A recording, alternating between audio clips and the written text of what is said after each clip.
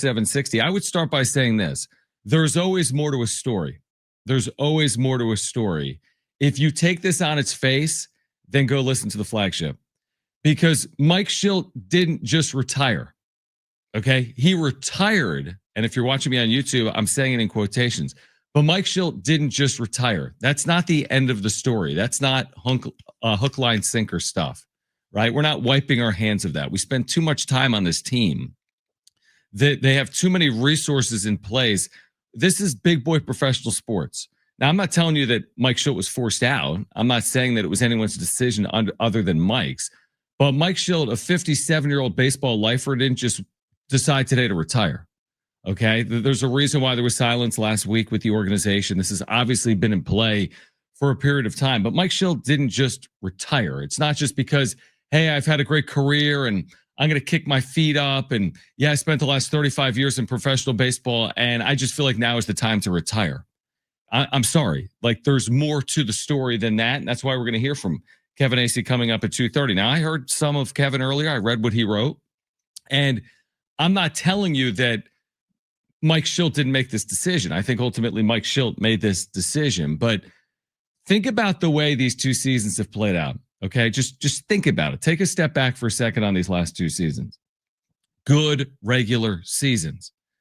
But what have we said really over the last half decade? Ever since they signed Manny Machado, ever since their resources went from, very limited when you think about small market, big market conversation, that whole flipped, right, under Peter Seidler's ownership, right? That whole thing flipped. They turned baseball on its head. And all of a sudden, you get to the postseason as often as the Padres have gotten to the postseason 4 of the last 6 years. And the expectation has risen. It's a lot like San Diego State with its basketball program. I think most Aztec fans would tell you it's not just the goal of San Diego State. I think Brian Dutcher would tell you this. His goal isn't simply to make an NCAA tournament. It's to make a run in a tournament. It's not always easy to do. I'm not telling you it's easy. I'm not blaming Mike Shildt because they lost in 3 games to the Chicago Cubs. He doesn't swing the bat. It's not his fault they didn't score until the 9th inning of game 3. It's not, quote unquote, his fault that they scored 5 combined runs in their last 5 playoff games under his watch. Games 4 and 5 against the Dodgers 2 seasons ago, and then the 3 games this year against the Chicago Cubs. But when the expectations rise, and when the organization is quoted in off seasons and at trade deadlines about reaching a desired goal of a World Series and bringing a championship to the city of San Diego. Shoot, AJ Preller is quoted as saying that today in the press release that the Padres sent out. And like, we all understand that at the end of the day, the only true satisfaction at this point for a franchise that's been around since 1969 and has been in the postseason 4 of the last 6 years, you got to win in the postseason. And unfortunately for Mike Shildt, and again, I'm not blaming Mike Shildt entirely for this. I think they all bear blame. You've heard my take on AJ Preller. I don't think Preller's responsible for the Padres not winning in the postseason, but ultimately one day he will be. You can't be a general manager for a quarter century and not be the general manager of a team that can get to the World Series. And you can't be what the Padres fancy themselves to be. You can't say we desire to win a championship and bring a parade to the city of San Diego and then not make that run. At some point, you're going to need to make that run. And maybe the next manager is the manager to make that run. But we've said it before, and AJ is going to hire another manager. And I just wonder how it all played out. I heard what Brent said in the update. I saw the letter that the UT published from Mike Shildt about it being on his terms, but about the severe toll that it took on him, both mentally and physically. I understand it. Like, baseball is taxing. There's a lot that goes into it. You're speaking to the media 2 times a day from February 1st until the middle of October. You're the life of being on the road. I get it. I worked in the minor leagues. I think a lot of people realize that. Like, it's not easy. It's not glamorous. There's a lot of inner workings. There's a lot of back and forth. Maybe he's just tired of the 4 a.m. phone calls, right? Maybe he's tired of the clubhouse dynamic. Like, it's probably not he even recognized it when they made the postseason. Remember the day they were celebrating with champagne? It's like, this has been hard. Like, this year has been hard. And I completely get it. I think it was hard on Mike Shildt. I think it was hard on the organization. But I think it's all a factor, is my point. I think all of it is a factor. Is it the toll of working with AJ Preller every single day in this front office? Is it the toll of Manny Machado as your clubhouse leader? Is it the toll of, think about the middle of their year and the opportunities they had in the NOS, and they've never been better than they had in 2025 in recent history, where they took a one-game lead, but they couldn't get over the hump. And the opportunity that was squandered maybe wasn't in Chicago in the postseason, but was in the regular season when they didn't secure a home playoff series that might have set them up for the way the Dodgers have been set up here this October in 2025. So what changed over the last week? Remember, what Kevin was reporting last week was it was all but guaranteed that Mike Shildt was returning. So between last week, when it was all but guaranteed that Mike Shildt was returning, to today, we see a letter penned from Mike Shildt saying that the job's taken a severe toll on him mentally and physically. Well, it's October. Everyone's burnt out in October that plays and manages and coaches and is an executive. But he's not being asked to manage in October. So to me, there's more to it. I don't think it's as simple as one thing, right? I really don't. But I do think there's more to it than he just walked in and said, you know what, AJ?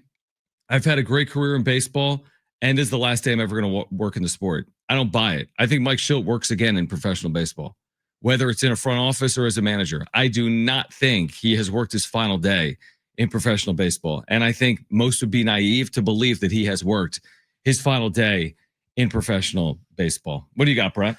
For me, it kind of just when he talked about like the physical and mental toll that it took, the first thing that kind of popped in my head was Ty Lue and LeBron. Because remember, the stress of coaching LeBron was so much on Ty Lue that like literally his organs started to shut down and he had to physically retire because it was harming his health. So that was like the first thing that I thought of was, is there that many, stress causing players in that clubhouse that is just, he couldn't take it anymore? Or like you said, it was just the basic stress of, Major League Baseball playoffs. And, it's a stressful thing. I mean, if you're like, put yourselves in Mike Shildt's shoes. Like, do you understand? And I'm saying this kind of like, whatever, facetiously. Do we all understand what it takes to manage the dynamics and the psyches in a clubhouse like the San Diego Padres? A team that, I mean, think about this. A team that in 2023 had so much talent that they failed despite the talent, right? With all these type A personalities, right? They had Juan Soto on this team. They had a future first ballot Hall of Famer paired with a future first ballot Hall of Famer in Manny Machado. And they were 15 games under 500 at one point that year. And were lucky as hell to finish over 500, but never seriously contended for a playoff spot. We've had Manny Machado being quoted before as saying, what is this high school baseball, right? Like in terms of his leadership styles. Not to put it all on Manny, but imagine managing Manny's ego. Imagine it, seriously. And now Manny's going to have another manager, and I don't even know if it matters. I'm not putting it on the manager, and I don't know if they're a manager away from making a run. Like, is the difference really, well, now that Ruben Niebla is managing, well, now that, name the manager. Now that, and maybe there is a silver bullet solution. Maybe it is Bruce Bochy, right? Maybe it is Ruben Niebla. But is it on the manager, who, again, plays a role? It's not to discredit what Mike Shildt has meant to the organization. I think he's done a good enough job, despite, the way he converses with the media. He won 90 games. That counts for something. Won a playoff series against Atlanta, but there's been disappointments in there as well. And he did have consistent failures throughout his managerial career in the postseason. That's just a factual statement. Whether it was St. Louis or San Diego, he didn't win at a good enough clip in the postseason. But I can imagine the challenges of trying to manage in San Diego. I mean, I'm not putting it all on Manny, but like the coincidence is, whether it's a coincidence or not, is Manny's been here for 7 seasons and his next manager is his 5th. Same thing with Fernando Tatis Jr. Is that more of a reflection on the organization and the front office, or is it more of a reflection on Manny Machado? Before we break, and there's so much to get to, and Kevin's going to join us coming up at 2:30. We can react to this on the other side. I want to hear from Jesse Rogers. I tend to agree with what Jesse Rogers from ESPN had to say about Mike Shildt's quote-unquote retirement, more than just taking it on its face of Mike Shildt just walked in and said, I'm done, and I'm never going to manage or coach or work in a front office again. This was Jesse Rogers on Foul Territory. Yeah, and not using the language like quitting or stepping away. I mean, retiring from the manager of the Padres is curious wording. So have to figure that out. I actually know Mike well, as a lot of people do, and this one is a surprise to me. So there's got to be more to this story than just that statement, right? So we'll find out. This team came up short in the playoffs, but they made the playoffs, had really good back-to-back seasons under Mike Shildt. He's done a good job there, but they didn't get past those first couple rounds. So we'll have to see. It's a bit surprising, but in San Diego, change is ever in the wind there with AJ Preller in charge. But we really got to get to the bottom of what that wording actually means, Alana. So I think it's really a surprise to people around baseball. Look, there's a lot of managerial jobs open. So there's not that many great managers out there, according to general managers. He was at least a good one that had good seasons. So this is a bit surprising, but there's got to be more to this story. There is more to this story, and we will get to the bottom of it. We do want to hear from you. 877-767-4760. That's 877-767-4760. And to further on that report or that content or that soundbite there from Jesse Rogers, we'll hear from Jake Peavy, the former Padres pitcher, on MLB Network on the other side. Plus, Kevin Acee, our Padres Insider, will join us coming up at 2:30. There is a ton to react to. Mike Shildt, quote unquote, retires. What's to that story, though? 877-767-4760 is JonandJim.com. All right, Kevin Acee is going to join us in 10 minutes. We'll get to your calls. We're reacting to the news that Mike Shildt has, quote unquote, retired, but on cue.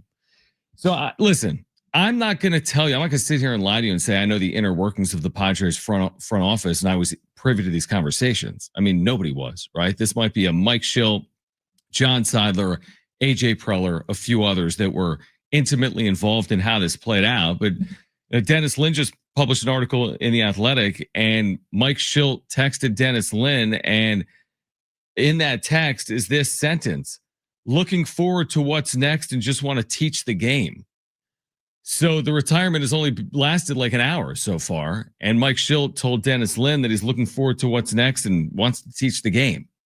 So like I said, I mean, there's no way, I mean, and assuming Mike Shildt's health is good, and hopefully it is, and he says it's taking a toll on him, and I buy it. Managing in the big leagues, coaching in professional sports, to Brent's earlier point, college sports, this is not easy, right? This is a massive commitment that takes a toll on a player, their family. It can impact your livelihood. Of course it can. But this 57-year-old that has spent his entire career, his entire life working in professional baseball, just all of a sudden got up and said, I'm done. I'm never going to work in baseball ever again. Also in the text that Dennis received on Monday, and this is at The Athletic, I'm very pleased with the decision. It has taken a toll on me and didn't have it in me to lead another team to a 90-plus win season and World Series run, ! So again, I think you take some of that on its face and you take some of it to say that there's more there. There's more there. You don't spend 30 years working in baseball. And remember the way it ended in St. Louis. It was abrupt, philosophical, right? Philosophical differences. And nobody's saying that here. AJ Preller is congratulating Mike Shildt on his tenure. Mike Shildt is thanking the Padres organization for the opportunity. But there's more to it than just this. And I think some of it speaks to the fact that the goal this year and last year was not just to make the postseason, but to make a run in the postseason. He was a good regular season manager. That has been really the story of Mike Shildt's baseball career. He's been a good regular season manager, but he has not taken a team to a World Series. And at the end of the day, and I would argue he certainly could have had another season or two to accomplish that. But look at the last 5 playoff games the Padres played in. Didn't score against the Dodgers in games 4 and 5. Barely scored against the Cubs, let's be honest, in this 3-game series. They scored 5 runs. I mean, they scored 5 runs in a 3-game series. They were shut out in the 9th inning of game 3 at Wrigley Field before Jackson Merrill hit a solo home run. So he didn't get the job done. I'm not putting it all on him, but they didn't get the job done collectively in the postseason. And hopefully the next manager is the one that can help take this team further, because, now you've got a core that's aging. Is this the best job out there right now in baseball? There's 9 vacancies this offseason. One's been filled, the Texas Rangers. Maybe you would have wanted to talk to Skip Schumacher, although I don't know if he was coming back. Is Bruce Bochy a pipe dream? I don't know. I'm not here to tell you who they're going to hire, right? This is all played out in the last handful of hours, and there'll be time to discuss who they're going to hire. Should it be Ruben Niebla? You wouldn't want to lose Ruben Niebla, as you've just lost your manager. But then again, if you move Ruben Niebla, 18 inches over, what does that mean for your pitching staff? Because you don't want one hole to create two if you move Ruben Niebla over, right? You can't be a defensive coordinator and a head coach. I mean, you can, but you get the point. It's harder to accomplish all things when you go from pitching coach to manager, although he has expressed a desire to manage. So we'll see how that all plays out in the days ahead. They're not going to hire a manager today. AJ Preller is going to speak with the media tomorrow on this decision and on the Padres offseason plans.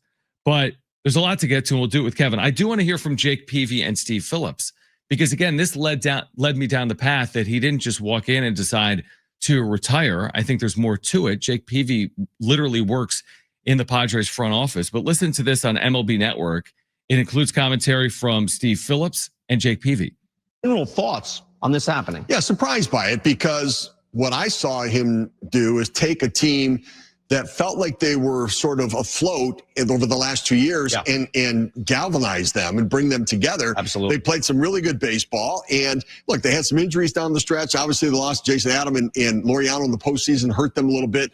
But I thought he did a really nice job. A lot of big personalities there. They didn't hit a lot of home runs, yet they still won games. And so I thought he did an excellent job. Now, remember, he was in St. Louis previously, and one of the word on the street then was that there was a little bit of a clash with the analytics, with the front office and everything else. So my initial thought went to, I'm shocked by this, but I wonder, does this mean that there was something that wasn't working relationally in between the front office and himself? Okay, and Jake, a former outstanding pitcher with the Padres. Now you're still with the Padres, but what can you tell us? Well, I'll tell you, he did a fabulous job during his time there. He got really close with Peter Seidler as a special assistant and really understood the Padres of who they were and what they were about, what they needed. He brought that to San Diego and again, delivered winning as he did in St. Louis. I do think Joe Madden is on to something when he talks about how R&D and new school analytics match up with such an old school fundamentally based guy. It makes for tough conversations at times for you to jive. And I know there is probably some of that going on. He didn't seem to be like in his actual managing. He didn't seem like he's an incredible. He's an incredible manager, and for that baseball ops staff, they give the manager free reign. And Shilt's making the lineup and making the moves. And you just heard Joe Madden. He makes incredible game management moves in that. And from what I know and what I did see, I thought he did a fabulous job and had this team poised and ready to win. He will find himself on his feet and get even another opportunity. He will find himself on his feet and even get another opportunity. From Jake Peavy, who works in the organization, but Mike Shildt said today that he had retired and done it on his own terms. So it's an interesting story that's playing out right now in real time. We'll try to get to the bottom of it with Kevin Acee, our Padres insider. He was the first to report on this. Mike Shildt retiring at the age of 57 with 2 years left on his contract after taking the Padres to the postseason and back-to-back 90-win seasons. Kevin Acee, our Padres insider, joins us next on Jon and Jim. No offseason for Kevin Acee, our Padres insider, back with us on Jon and Jim. And Kevin, I think you were the first to report on the news that Mike Shildt had retired. So we appreciate you taking time, because you should be probably sipping on some drink somewhere, but you're covering this news here today. So we appreciate you hopping on. So I guess what changed between the end of the season and it appeared as if Mike Shildt would be returning? What changed over the last handful of days? And thanks for hopping on.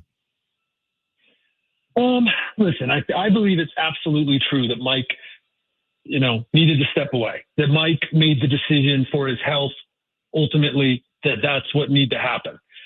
We may never know everything that went into this. I mean, we just might not. I mean, because it is so extraordinary that a man would walk away from at least $4 million and perhaps, up to $6 million. We don't know what Mike was owed. And we also don't know if he really walked away from all of it. I mean, there's some unknowns, but I can tell you based on, reporting, and I've been reporting on this story for longer than, you might think, and conversation with Mike yesterday. He is worn out. He needed a break. He was tired. He's worried about his health. So that is what I believe that is to be totally true. What other stuff there? I guess we'll find out, or just as likely we won't find out if there was any other, aspects that made it so that now was the time that Mike is gone. Do you believe when he says, though, he's retired, and like you said, maybe we'll find out if there's been some type of terms with the organization? Did he really walk away from 2-year salary, or did they come to terms? Has he actually retired? A baseball lifer at 57, I get it. At the end of a long season, I'm sure it is taxing. These are tough jobs. But a 57-year-old man, hopefully in good health, that's been a baseball lifer, has he worked his final day in professional baseball? No. I mean, come on. We know what retired means in a lot of these instances, and I can't imagine that Mike is done with baseball. Now, who knows what that is? I mean, is it player development? Is it college? Is it some sort of ministry where some FCA thing? I honestly don't know what it is. I do know that once you've had one of these 30 jobs, you want it, and it was a big deal for him to walk away. But he is a baseball lifer. There is nothing else. And to that end, I wish him well, that maybe there can be some other, who am I to say that someone should have a more well-rounded life? That's not what I'm saying. But that there is something else out there for Mike Shildt, because eventually baseball does end for anybody. And that means it ends at midnight, or it ends at some point in your life. And I would love to take Mike Shildt at face value, that whether that's 1 year, 2 years, 10 years, 6 months, whatever his business, that Mike does work on his health, because he assured that he is in good health, as in there is no illness or anything, but that he is in bad health, in that, you've been there. Right now you got 2 gigs going, at least, that I know of. You've been there, those busy times of sleep. Wake up, eat, go to work. Sleep, wake up, eat, go to work. 6 over and over. Mike Shildt did that for 8 months of the year, and a manager's job is 12 months. But that's what Mike Shildt did, and he's not happy with where he's at. That's fair. Kevin Acee is our Padres Insider. He's with us right now on Jon and Jim. I'm kind of asking for your opinion here. What's a harder part of managing the Padres, or even the role that Mike Shildt was in the last 2 years? Is it working with the front office led by AJ Preller, or is it the clubhouse dynamics of this specific team with the high-priced players, Manny Machado, not just Machado, but others? Is it the clubhouse dynamic or the front office dynamic? That's a tricky question, because here's where I will be very careful every time I answer a question. Is the narrative regarding AJ Preller is going to taint anybody who hears my answer. So I want to make sure that I'm letting you know that a lot of the narrative is garbage or is off base. And look, I spent a lot of time in my life in the last few years, and time today, talking with people who've worked with AJ Preller and people who've worked with Mike Shildt. And these people who've worked with AJ Preller, talk about that the narrative is false. He's not he doesn't tell his managers what to do. That managers of the Padres have more autonomy than most. Is it difficult to work with him if you're in the manager's chair? Yeah, you know what? I imagine it is. I imagine it is. And I base that on my knowledge of what it's like to some extent, but also I imagine that it's difficult to work with a lot of very successful people and high-powered people and highly driven people. So I just want to make sure that's out there. But I want to say also, that's probably the more difficult, demanding thing. But the clubhouse thing is real too. And maybe a new voice. Mike had the clubhouse. They won 183 games over the last 2 years. But maybe there is somebody they can work with and get more out of certain people. He had this veteran coaching staff, right, that was retained from 2024 to 2025. As in, I guess my question is, would this be a surprise to his coaching staff that this decision was made right now, or not? Depends on which ones you asked. Veteran kind of, right? But not really. I mean, a lot of player development guys, a lot of guys who come up from the minors. And my understanding is there's some really good coaches on that staff, but not super vet guys. Gotcha.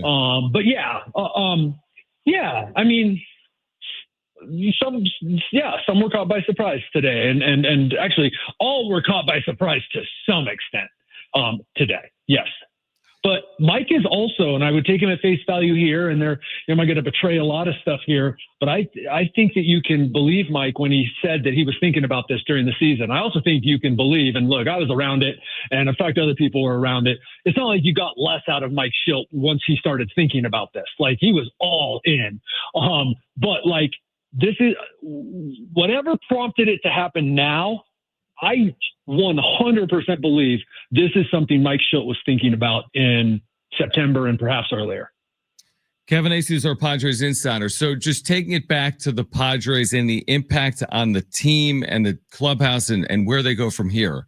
You know better than I do, but Manny Machado's had, 4 managers in 7 seasons. Same thing with Fernando Tatis Jr. Yeah. I'm talking specifically in San Diego. His next manager will be his 5th. I don't know if it's the end all be all or not, but what's the impact here? Right? What impact is this going to have on the team? Another managerial, decision to be made by AJ Preller in this front office. Yeah, I don't think it should be discounted, but I think it can be overestimated. I think we've talked before about like these players by necessity are the most self-centered people I've ever known in my life. Like, not just Padres players, I'm talking baseball players, and I'm talking professional athletes. And like, they're going to go play. Now, here's what you're looking for in a manager: is the guy who's going to get that extra 10% out of them, right? Like, that's going to make them the best players they can be, either through like baseball fundamentals, but also, motivation over 6 months plus then what's turned into a pretty important month for the Padres, October. And so, like I said, that's something that needs to be addressed, man. They got to stop this. I mean, this is ridiculous. And sorry, a little bit of that's from the beat writer who's covered 183 wins and 2 playoff appearances, and now it's covering another managerial search. So I'm kind of tired of it. But to answer your question, John, that needs to be addressed, and I think it is somewhat significant. But I'm going to tell you that it's not going to affect Manny Machado's slugging percentage at all next year. No, it's fair. I'm talking myself in circles as I react to some of what you're saying, and I'm just thinking about it. Like, I think back to Mike Shildt when he left St. Louis. It was philosophical differences. We're hearing none of that, to your point, none of the reporting, none of the commentary coming out from the statements from the Padres or the letter that the UT published from Mike Shildt. But with all that being said, philosophically, will the Padres continue down this path? As in, will it be an internal hire or an external hire? I ask it specifically about some of the baseball strategy that Mike Shildt implemented, specifically in the second half of 2025. Is that who the Padres want to be? $1 billion invested in their lineup? Do they want to get someone on, move him over, and then get him in? Or do you expect that philosophy or philosophically to change? Well, I think, and I'll just go, some of this is what I'm saying is based on things I talk to people in the organization about, and then I'm extrapolating a little bit and just kind of giving you my thoughts here. Yeah. I think Mike Shildt, to some extent, reacted to the team he had. Right. So that is then, there's the philosophy, the hitting philosophy. Hey, Fernando Tatis Jr., left field, Petco Park, pretty good place, hit some bombs. Do we need to work more on, hey, Tatis pulls, like the hitting philosophy for certain guys, it may be team wide, could then change how the manager uses the manufacturing of runs, the small ball and all that stuff. I want to defend Mike Shildt on that to some extent. And the players that were given the freedom by Mike Shildt to do some things that Mike Shildt didn't always agree with and maybe should have made sure didn't happen. I don't know. But like, he was also aware of who his team was. And we're all talking about the 2-run homer that could have been hit, but I'm going to sit here and say it probably wasn't going to get hit. So like, I think Mike did a really good job in that way. But your point is absolutely valid. They are looking at their philosophy offensively. This is not 100% being like, I'm not actually asking this question, but I'm kind of asking this question. Does Manny get a say in this? In the hire? Is he always, right? Always, but not like, oh, we can't do this or we're gonna do this. I would even say it's not gonna be we're gonna do this because of Manny. But look, he has a say in almost everything, at least like, hey, let's hear what Manny has to say, right? Let's hear what Bogey has to say, right? I don't mean to use all nicknames here, but, that's how they would talk. Let's hear what Joe has to say, right? Like, And then also, hey, let's consider the personality of our team as we are deciding who to be the manager. Kevin, do you believe, I think this has been reported maybe by yourself, and you have the inner workings better than I do. Does Ruben Niebla, he wants to manage in the big leagues, is that correct? And he would be interviewed in this scenario? Yeah. I believe there's 100%. I believe it's close to 100% that he'll be interviewed. I do not have any clarity right now onto, who those candidates really are. There's a few that you could safely assume, would be interested and that they would interview. And without a doubt, like, it would be insulting to not interview Ruben and to maybe find out things that you don't know already about his ability to manage. He's highly thought of, like really highly thought of. There is not another coach. There's no one besides Mike Shildt that talks to AJ Preller and Josh Stein, and other people in the front office more than Ruben Niebla does, because of his, how much they respect him, but also he's the pitching coach handling the very important part, 13 players. So yes, without a doubt, it's highly intriguing. Does it, just a final question or two, do you feel as if, let's say it was filled with Niebla, do you fill a hole by creating another? As in, they already have a very good pitching coach. He's not going to be the manager. And they have a very good bullpen coach. They have a very good bullpen coach who I would think in the coming days, weeks, you'll hear that Ben Fritz is interviewing or has been, the people have asked permission to interview Ben Fritz for their pitching coach jobs, right? So, because with managerial openings come pitching coach openings in a lot of cases. And, my understanding, talking to a couple of people today, is that's the case. So, okay, if that's the case, then it also makes sense that Ben Fritz could just be elevated and you have your manager, you have your same group, basically. Last one, because you're going to see it every 2 seconds on social media. What about Bruce Bochy? Nah, I mean, Bruce and the Padres have both kind of said, I've talked to Bruce Bochy since the middle of the season. So I can't say right now, but I'm saying in the past, both times that they've sort of courted or danced or flirted or whatever. And it hasn't been, a fit. And I just don't know that either side would think it is now. I can certainly see the merits, but how long is Bruce Bochy going to manage? What do we really know about that? And, is it more than 2 years? Is it more than 3? Gosh, could you hire someone now and have some, at least have some thought that you're going to keep him for more than 2 years? It's like deja vu all over again. I think that was the initial plan with Bob Melvin. I think it was probably the plan with Mike Shildt heading into 2025 or coming out of it, but it's a fair point. When is the next 3-year manager for the Padres? It's been since now Andy Green. To have a manager last more than 2 years, which is somewhat incredible. Kevin, great reporting. We appreciate you. Should we just give him some kudos? Andy Green. Twice as long as anybody else. I know. Honestly, that is kind of ridiculous when you look back on it. He was here 4 years. And the expectations were pretty out of whack, and everyone knows I'm a fan of Andy Green's. I thought, and I also tend to defend people. I push back on narratives, but Andy Green deserved better than he got from San Diego. And I think it's kind of funny that he's the guy who lasted 4 years. Okay, but to put a bow on it, because I was wrapping up with you, but now you've led me down another path. Yeah, sorry. To put a bow on it, yes, he's retired, to your point, and that's fair. But does any of this stem back to the lack of postseason successes with the expectations being higher?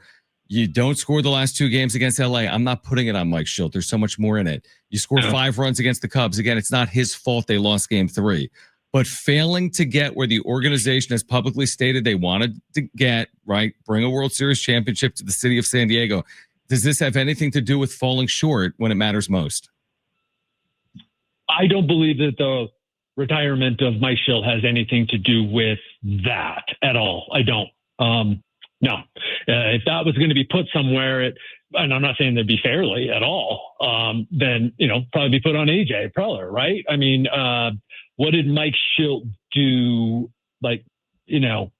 Certainly batting his, lefty 7, 8, 9 is not cause for firing. But I'm not saying you're saying that, but I'm honestly trying to ponder this as you say it. And I will just say flat out that my reporting says no, but also, I just don't even see where it could make sense. But yeah. Kevin, appreciate you doing it. Thanks for allowing me to go all over the place over the last 15 minutes with you. And hope all is well. Take a day or two for yourself until there's a manager hired. All right. Talk to you later. I appreciate it. Kevin Acee, our Padres Insider, brought to you by the all-new Jamul Casino Resort. We react on the other side. It's Jon and Jim.